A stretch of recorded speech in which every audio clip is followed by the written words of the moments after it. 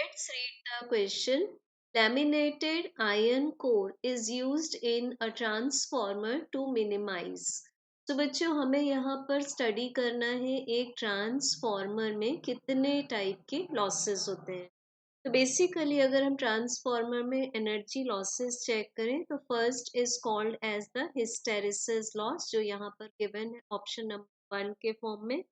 बच्चों the second loss is eddy current losses and the third losses are the copper losses बोलेंगे इनको and fourth type of losses are the flux losses. तो बच्चों सबसे पहले देखते हैं what is the meaning of the hysteresis loss.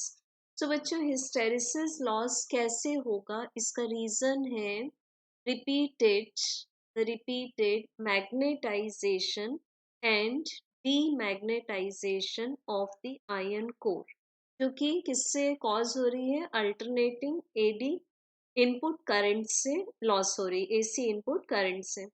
तो यहाँ पर जो लॉस आकर होगा that will be the hysteresis loss. अब इस लॉस को हम मिनिमाइज कैसे करेंगे. This can be minimise by using a core. हम एक ऐसे मटेरियल का कोर यूज करेंगे जिसका कि हिस्टेरिसिस लॉस लीस्ट होगा. ठीक, लीस्ट हिस्टेरिसिस लॉस होगा.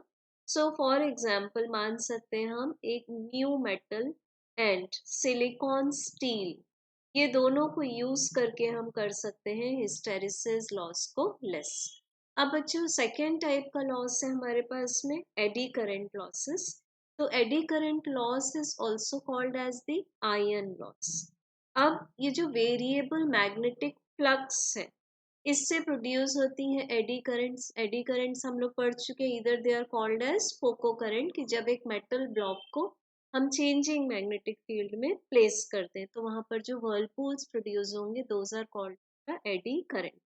तो बच्चों एडी करंट जो कोर में प्रोड्यूस होंगे उससे क्या होगा जो वेस्टेज ऑफ करंट मींस जो एनर्जी का वेस्टेज हो रहा है in the form of heat और इसको हम मिनिमाइज कर सकते हैं by using the laminated core जो कि हमें यहाँ क्वेश्चन में पूछा हुआ है.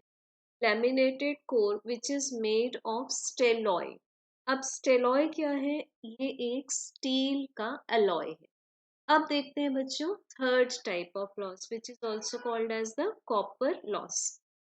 So as we know, there are two types of windings in a transformer. First is called as primary winding and the second is called as the secondary winding.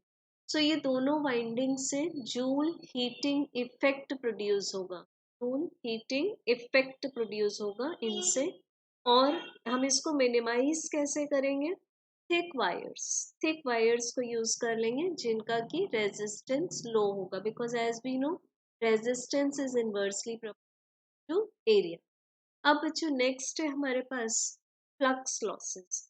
तो flux losses basically क्या है ऐसे flux जो कि primary में produce हुए हैं but वो सेकेंडरी से पूरी तरह से लिंक नहीं हुए due to the leakage of the flux.